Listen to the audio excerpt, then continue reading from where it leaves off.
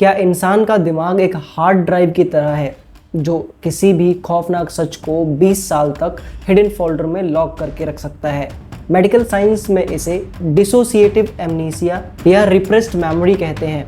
जब कोई बच्चा कोई बहुत भयानक घटना देखता है तो उसका दिमाग उसे उस सदमे से बचाने के लिए उस याद को पूरी तरह से डिलीट कर देता है। लेकिन क्या होता है जब 20 साल बाद वो डिलीट हुई याद अचानक वापस आ जाए? आज हम बात करेंगे फॉरेंसिक और लीगल हिस्ट्री के उस केस की जिसने पूरी दुनिया और साइकोलॉजिस्ट को दो हिस्सों में बांट दिया था।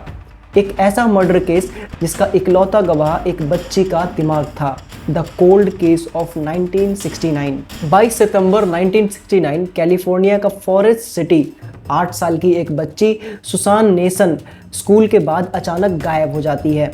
पुलिस और पूरा शहर उसे हफ्तों तक ढूंढता है। करीब 2 महीने बाद एक सुनसान पहाड़ी इलाके में सुसान की लाश मिलती है।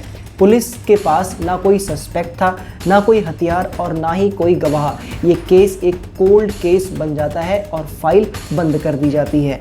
मगर साल 1989 यानी मर्डर के ठीक 20 साल के बाद एलिन फ्रैंकलिन, जो बचपन में सुसान की बेस्ट फ्रेंड थी, अब 28 साल की हो चुकी थी। एक दिन एलिन अपने घर में अपनी 5 साल की बेटी के साथ खेल रही थी। उसकी बेटी ने ज़मीन पर गिरी हुई एक चीज़ उठाई और अचानक एलिन के दिमाग में एक ब्लास्ट हुआ।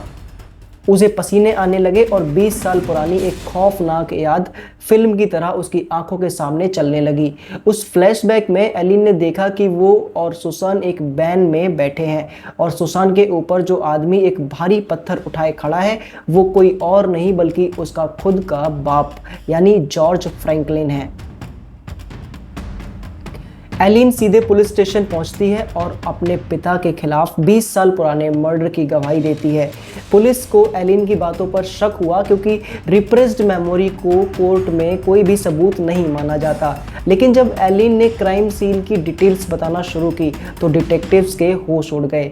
एलिन ने बताया कि सुसान के हाथ में एक चांदी की अंगूठी थी जो पत्थर लगने से टूट गई थी।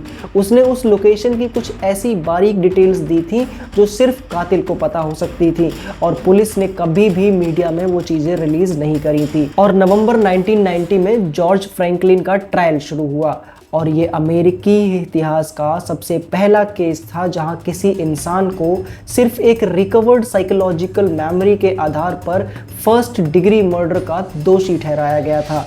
उम्र कैद की सजा सुनाई गई, लेकिन कहानी यहाँ खत्म नहीं होती है। इस केस में साइकोलॉजी की दुनिया में भूचाल ला दिया था। क्या एलिन की यादें 100% सच थी या फिर ये फॉल्स मेमोरी सिंड्रोम का नतीजा था जहां इंसान का दिमाग खुद से ही झूठी कहानियां गढ़ लेता है? सालों की बहस और कई अपीलों के बाद 1995 में कोर्ट ने इस सज़ा को पलट दिया क्योंकि यादों को यानी हिप्नोसिस के ज़रिए इन्फ्लुएंस किया गया था। आज 50 साल बाद भी ये केस एक मिस्ट्री है और जॉर्ज फ्रैंकलिन सच में एक कातिल था या अपनी ही बेटी के दिमाग का शिकार हुआ एक बेगुनाह पिता था? आपको क्या लगता है, एक इंसान की यादों पर भरोसा करके किसी को फांसी दी जा सकती है? अपनी राय कमेंट्स में ज़रूर लिखें। मैं हूं सौरभ सिंह और आप देख रहे थे क्राइम एंड कॉन्शियसनेस। अगले केस में फिर मिलते हैं।